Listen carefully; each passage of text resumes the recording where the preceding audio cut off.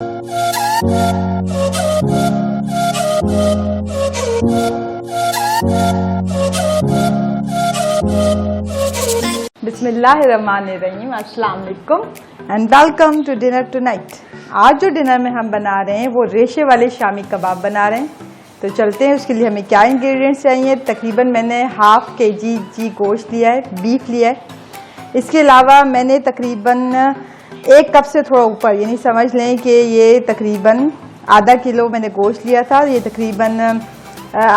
तकरीबन ये आधा पाव जो है मैंने दाल लिए, और ये समझ लें कि 1 कप से थोड़ा सा ज़्यादा है, जिसको मैंने 1 घंटा पानी में सोक कर लिया था।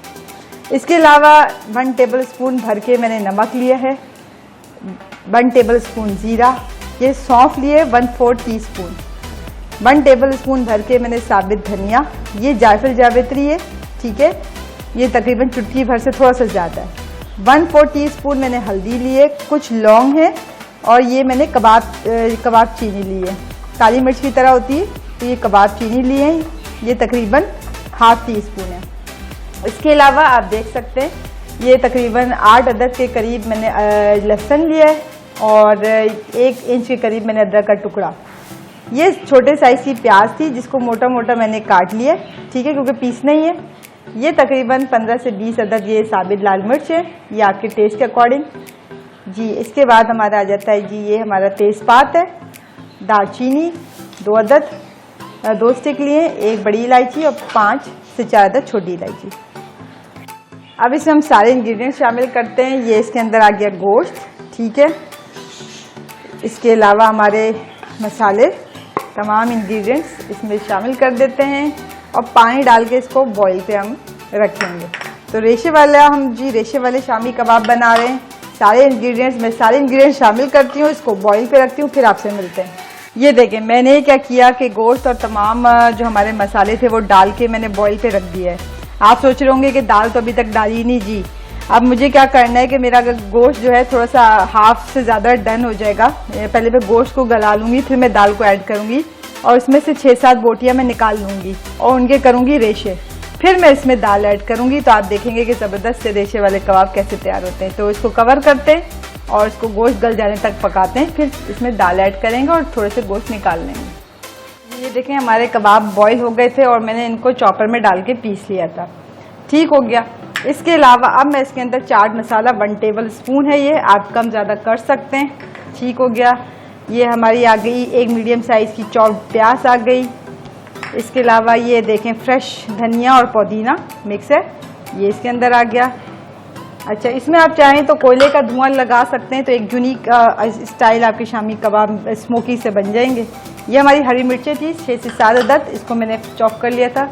क्योंकि हम रेशमी कबाब बना रहे हैं तो मैंने 5 से 6 अदद, तकरीबन 6 से 7 अदद तकरीबन मैंने जिसमें से बोटियां निकाल ली थी, और इसको हाथ से ही रेशा कर लिया था, क्योंकि हम बना रहे हैं रेशेदार शामी कबाब। तो ये हमारे रेशेदार शामी कबाब ज़बरदस्त से बनेंगे।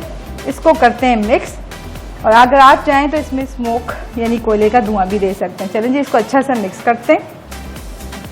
ये देखें जी, ज़बरदस्त है हमारे शामी कबाब, और आप देखें इसमें रेशा आपको फील होगा बाकायदा, जो हमने रेशे डाले ना, जब भी इसका नाम है रेशेदार शामी कबाब। अच्छा, एक और व्यूअर्स, एक और चीज़ अगर आप चाहें तो हम कर्ड, जो कि दही एक से हम जब पानी निकाल लेते हैं मलमल के कपड़े में रखकर, तो हम कर्ड 2 टेबल स्पून भी आप इसमें शामिल कर सकते हैं, ठीक है। उससे भी बहुत ज़बरदस्त सा जूसी सा फ्लेवर इसके अंदर आ जाएगा, सॉफ्ट से कबाब बनेंगे। तो 2 टेबल स्पून आप हम कर्ड भी इसके अंदर शामिल कर सकते हैं।